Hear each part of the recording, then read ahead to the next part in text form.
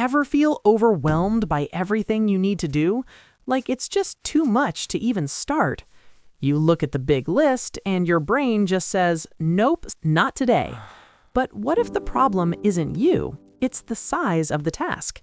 Instead of doing everything, just start with one small step. Finish one tiny task, and suddenly it feels possible. Then do another and another.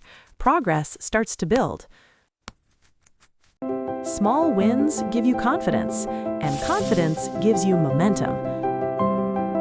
You're no longer stuck. You're moving forward. That big, scary goal? Now it feels manageable.